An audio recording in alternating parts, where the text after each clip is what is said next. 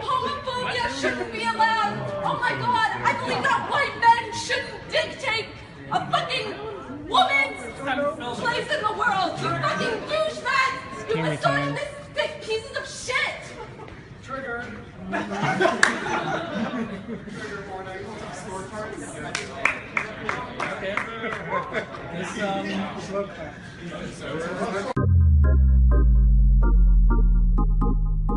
We know this corrupt, decadent, white supremacist, capitalist patriarchy, heteropatriarchy, doesn't give a shit about any of us that are pushing back against it. I'm drowning in over $60,000 to $80,000 of debt. I can't even keep track anymore. And you know what? I'm going to say it right here. I'm not paying that shit off. I am a feminist, communist, otherkin, non-binary, asexual YouTuber. Congratulations!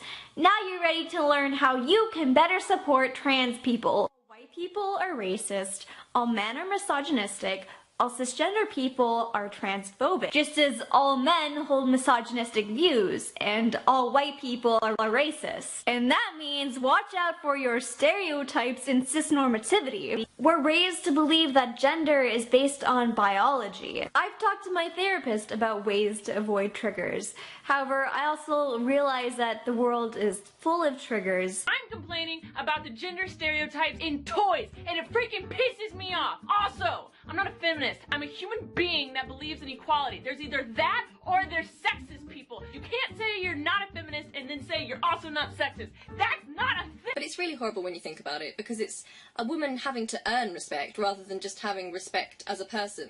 Women!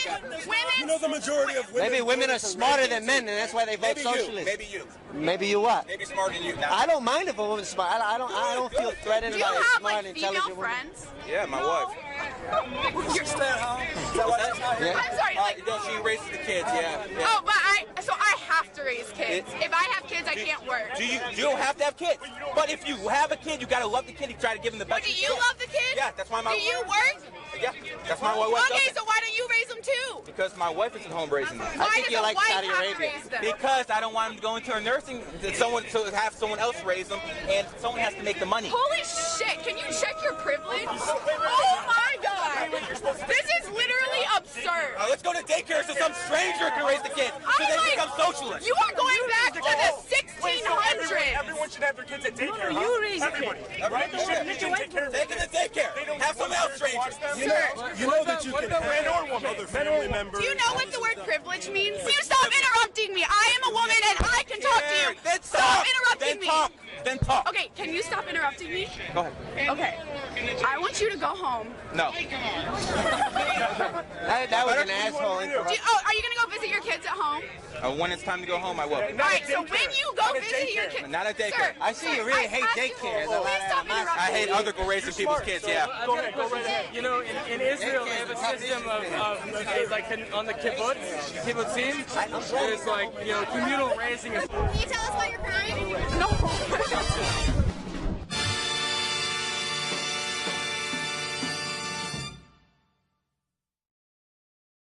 If false reports are something that worries you, know that statistically, you're on the side of reason and justice and truth to believe someone who comes forward. But it is a well-known fact amongst victimologists that trauma affects your memory. Traumatise or upset them. Of course, they're not really traumatised or upset, they're just upset that someone disagrees with them. In my view, anybody who asks for a trigger warning in a safe space should be immediately expelled.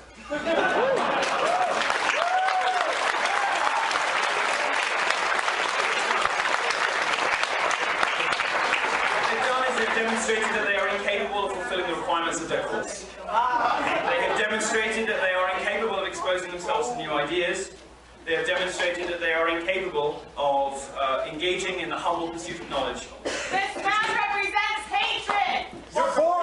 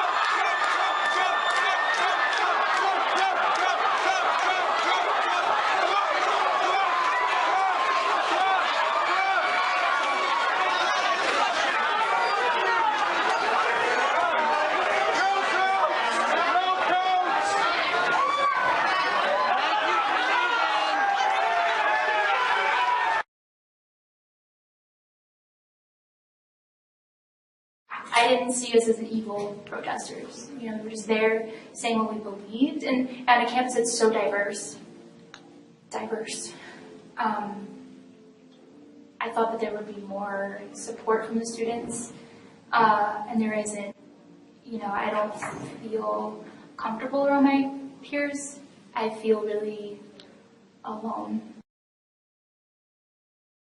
Hi, my name is Naima Wage. I'm an English major with a minor in political science. I'm a Gambian American Muslim. And I just recently transferred here from Rutgers Camden. And when I came to Rutgers University, it was a PWI, but I did romanticize it, or what I thought it would be. But when I came, I was reminded of realistically what it is. And when I came here, I just questioned who I was, my blackness. There's contradictions within Milo's speech in and of itself. So, for example, when Milo is talking about how there's no rape epidemic on campus, that rape essentially doesn't exist on college campuses, and obviously he's using entirely false facts, and yet at the same time we have a Rutgers administration who paints itself as very much concerned with the rape epidemic on campuses.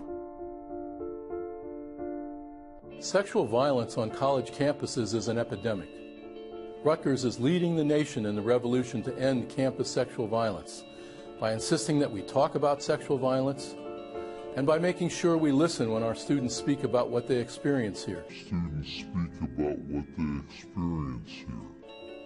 We're committed to creating a community that's safe and supportive for every student, staff.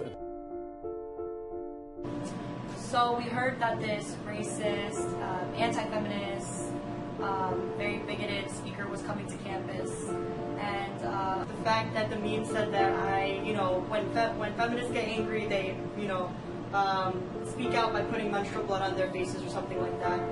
I think that if a male activist would have done the same thing, that wouldn't be a thing. I have control over my own body, as a woman. I'm not damaging anything by putting washable paint on my face. So the movement, the Million Student March, is a movement for a more equitable and fair system of education, as opposed to the really corporate model that we have right now.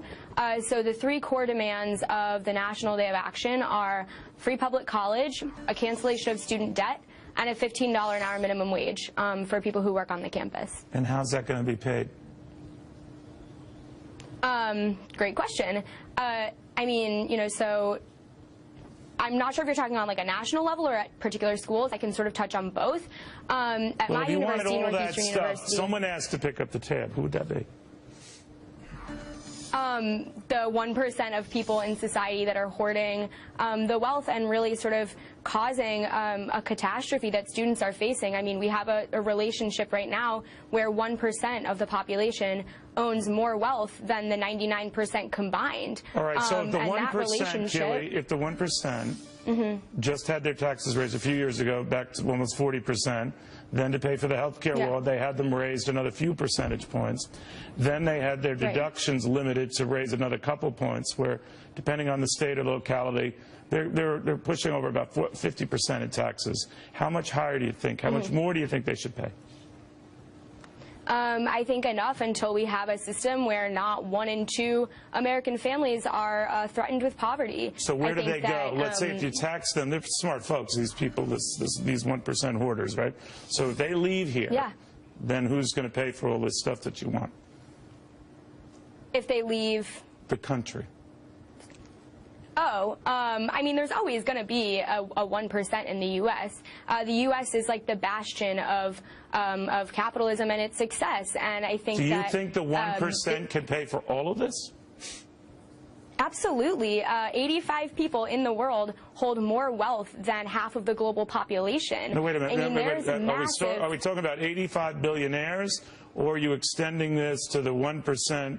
Or whomever who earn a little bit north of $250,000. At what level, Keely, do you start saying you got to pay a hell of a lot more than you're paying now in taxes? I mean, I think people earning certainly people earning over $1 million a year should be contributing to the wellness of society. If it's 50% now, let's say it's around 50% with taxes. We used to have a top rate of 90%. You think we should get back to that? I mean, I think that eventually we will get back to that. I think eventually. You're okay with that? Are some of your friends okay with that? Do some of them want to be successful themselves, and they'd be happy when they get to a level, maybe over 200,000, 250,000, they start paying 90% of taxes on that? They'll be happy with that? Absolutely. I mean, I think that Keely, people, come on, you're talking to me here. Your friends are going to be happy getting to a point in their career when they can look outside and say, finally, I'm able to pay 90% in taxes. Obviously, you know, people in your position, you know, don't want to pay 90% in taxes. I dare say, unless you're high as a kite, you wouldn't volunteer to pay 90%, right? I mean, unless you really did see a considerable bang for the buck and it was worth it, right? But a lot of the times that you realize it's not worth it, and given some of the track records we've seen with government, it doesn't always work, right? Yeah, I mean, absolutely. But the reality is we have to look at the injustice of the system as it exists right now. Then do you think maybe if everyone paid a little bit more for this, would you pay a little bit more for this, besides the rich, to pay for that it's worth it?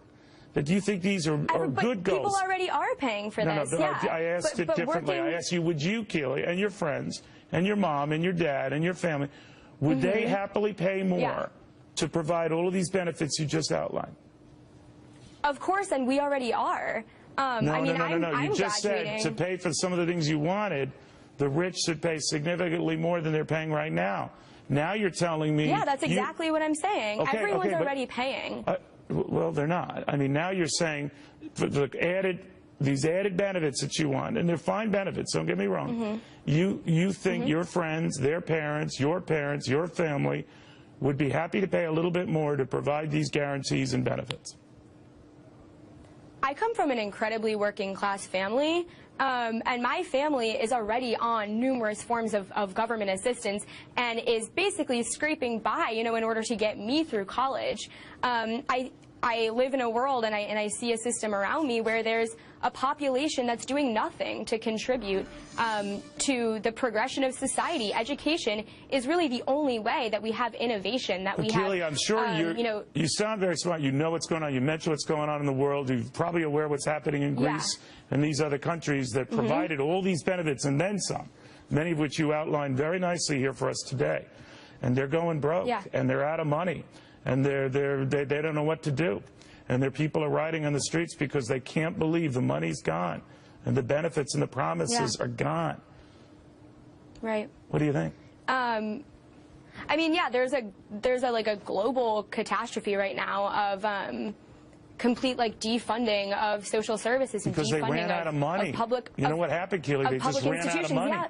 Right? I understand, but there is a 1% in Greece. There's a 1% in the United States. There's a 1%. There's a ruling class in absolutely every... I don't doubt there is, Keely. I don't doubt there is, but obviously they've been trying to tap them to get money from, and they realize either they don't have the money or they hid from the money, or they're gone. They're gone. Yeah. And now these countries are going bust. So then those people need to be accountable. All right, fine, but they're smart and they're scurrying all over the globe. So now even if they are, and that's a problem. All right, but they've done studies on this, kid. I don't want to get boring here. But even if you were to take the 1% and take all of their money, tax it 100%, do you know that couldn't keep Medicare, just Medicare in this country going for 3 years? Did you know that?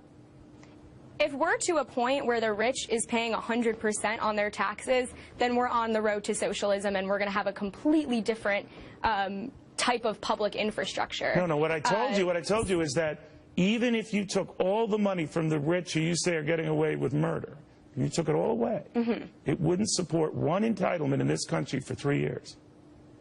I don't believe that. Okay. Yeah, I'm sorry, I just don't. That sounds completely ludicrous to me. Do you know how much it will cost to mandate a $15 minimum wage across the country, to have everyone's student loan debt paid off, to pay for public college for everyone? How much? You have a rough idea on the cost of just the educational part, on the student loan part and the public college part? Yeah, absolutely. $1.3 trillion in student debt. That's just a beginning. And then billions and billions of dollars. Do you know how much you get fully taxing the 1%? 100%. I don't know. Is it close to the number, the $16 trillion that we spent to bail out the banks? Hear what I'm saying, because I just want this to be a math reminder.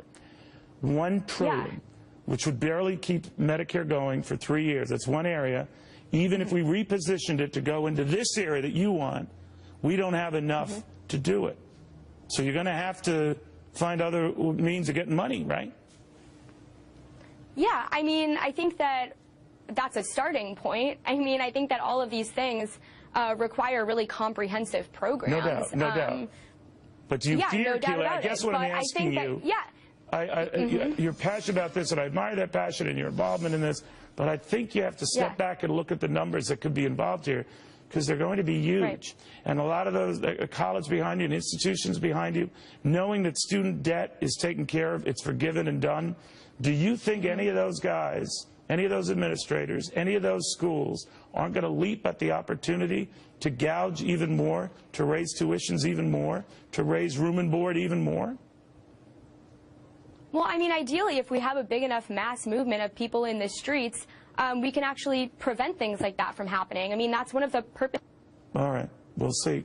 We just lost, I apologize for that, but history suggests that doesn't always happen. Twitter war turned trial for a Toronto man who was arrested for allegedly harassing 2 women on the social media site. But Elliott disagreed with the 2 women's campaign to publicly shame the creator of a video game where you punch a feminist in the face. The Twitter war broke out. The 2 women said in court they felt creeped out when Elliott continued to interact with them on Twitter, even when they said they blocked him. Now, systematic or continued unwanted or annoying actions falls under the legal definition of harassment. Elliott tweeted, @LadySnarksAlot. How'd you feel if I was so delusional to ask you to not retweet me? You want control? Use your email, not Twitter. But a judge will decide if you can control unwelcome comments on Twitter, or at least criminally prosecute the people that make them, even if they aren't necessarily threatening in nature. A decision is expected October 6th. If guilty, Elliott could face 6 months in jail. A verdict, Elliott's attorney says, could have serious implications.